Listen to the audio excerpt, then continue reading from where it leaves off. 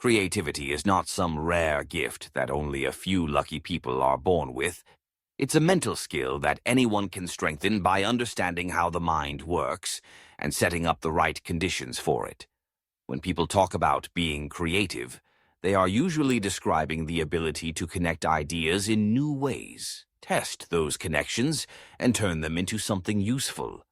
Seen this way, creativity is less about waiting for inspiration and more about preparing the ground for ideas to grow, just like tending a garden. The soil is your knowledge and experience, the seeds are the inputs you collect, and the care is the time and attention you give them. Inside the brain, creativity depends on two modes of thinking.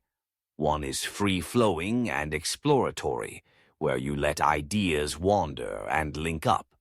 The other is focused and selective, where you refine and judge what's useful. Neuroscientists call these the default mode network and the executive control network. You don't need the terms, but you do need to know the rhythm. Expand first, then narrow.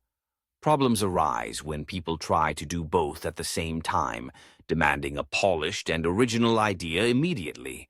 That is like trying to sprint and meditate simultaneously. The creative mind activates when you protect the messy exploration before you start shaping it. Take a simple case. A teacher asked to make fractions more engaging for her students will freeze if she demands the best idea instantly. But if she spends 10 minutes brainstorming freely, pizza slices, Lego towers, folding paper, cooking measurements, she gives herself material. Only then does she move to narrowing. Which option works best for her class? By dividing idea, generation, and evaluation into separate stages, she unlocks solutions more easily. This expand then narrow process is the backbone of creativity. But for the brain to connect ideas, it needs raw material. People who create regularly are also collecting constantly. An entrepreneur designing a cafe might spend weekends observing other businesses, menus, layouts, how customers move. These observations give him building blocks to remix later. Without inputs, even the most motivated mind has little to work with. If you want more creative marketing, study ads that stick in your mind. If you want better cooking, try one new ingredient each week and note how it behaves. Creativity is not built from nothing. It's built from what you feed your mind. Mindset is another key. Many people still believe they are not creative because they were trained in environments where mistakes were punished. But creative progress depends on exactly the opposite: frequent small trials, tolerance of half-formed ideas, and learning from feedback. A software developer who wants to get better at design can set a daily 5-minute sketch routine. Over weeks, these small repetitions build both skill and confidence. The lesson is simple. Creativity grows in low-pressure practice, not in one-time brilliance.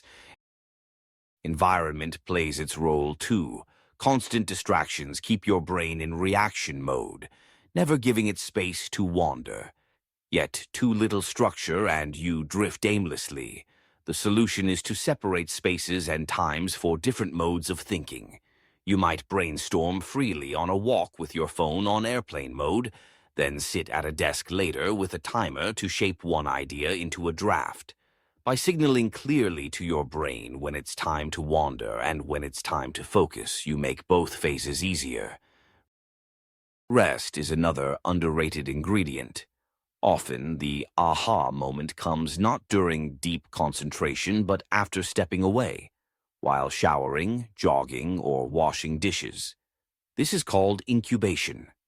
The mind continues working in the background, linking things you held separately. To take advantage of it, work on a problem, then take a break with a light, physical activity. Keep a way to capture ideas nearby, since they often arrive when you least expect them. It may seem strange, but constraints actually fuel creativity. Having total freedom often overwhelms the mind with too many choices. Clear boundaries push you to think more cleverly. A writer stuck with a story might give themselves a rule. The whole scene must take place in one room within 1 hour. Suddenly, the problem feels like a puzzle, and puzzles spark solutions. Similarly, limiting a product name to 2 syllables or restricting a poster to 1 color can guide sharper ideas. Another powerful trigger is reframing the question. Instead of asking, "What's a good idea?" start with, "What's the obvious idea everyone would think of?" Write those down first, then ask, "What's the opposite?" This shift breaks your habitual thinking. If most clothing stores put new items in front, what happens if you highlight repaired or reused items instead? Reframing changes what your brain notices, and what it notices is what it can use. Analogies are another engine of creativity. You take a pattern from one field and apply it to another. Airlines use loyalty points. A dentist borrows the idea to reward patients for keeping appointments. Streaming platforms nudge you with next episode. A health team borrows the same tactic for vaccination reminders. You can train this skill by asking daily, "What system works well in the world, and what can I borrow from it for my own problem?" Fear of judgment often blocks people from sharing ideas. The way around it is not to remove fear completely, but to test small and reversible experiments. A marketer might try one new content format once a week, instead of overhauling the whole brand. That small test gathers real feedback without high risk. Creative thinkers often look bold from the outside, but inside they are running many small, safe experiments and scaling what works. Physical state matters too. A short walk, a glass of water, or a stretch can reset your energy and open the expand phase. Music, silence, and caffeine can be timed deliberately, depending on whether you are generating or evaluating ideas. Even light habits like this add up to a sharper creative rhythm.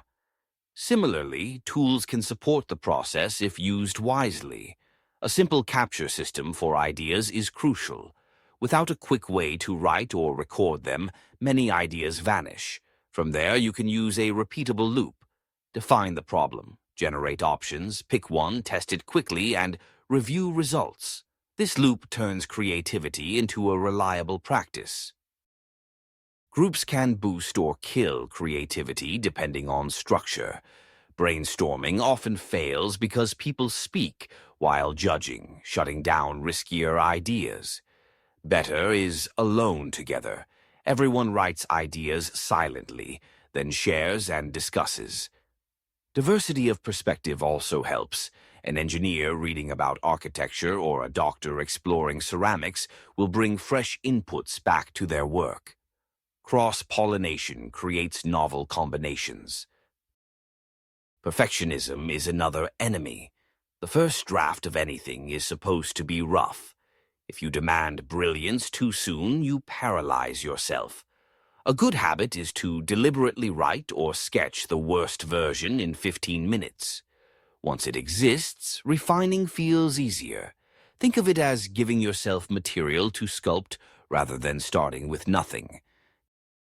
Consistency beats intensity.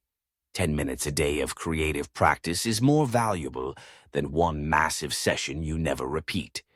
Treat it like exercise. Keep the sessions short and scheduled so you don't talk yourself out of them.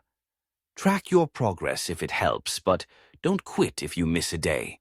Just begin again. Over time, this steady rhythm keeps your creative mind active. Feedback should be timed carefully. Early on, ask for reactions to general direction, not polish. Later, ask for detailed criticism. Always guide people on what feedback you want.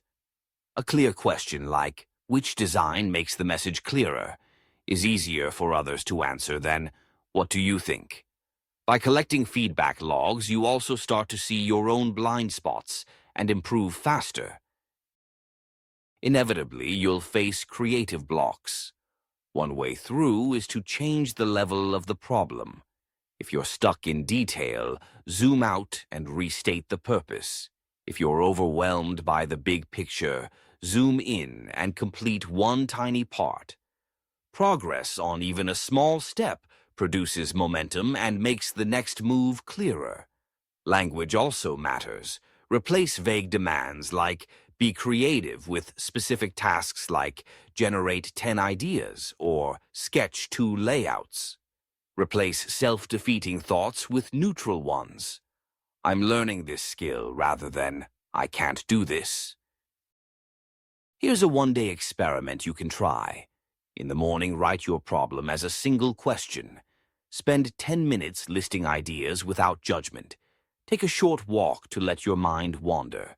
Pick one small experiment to test before evening. At night, write 3 lines. What you tried, what you saw, and what you'll do next. Repeat this for 5 days. You'll see that creativity is less about waiting for flashes of genius and more about following a rhythm.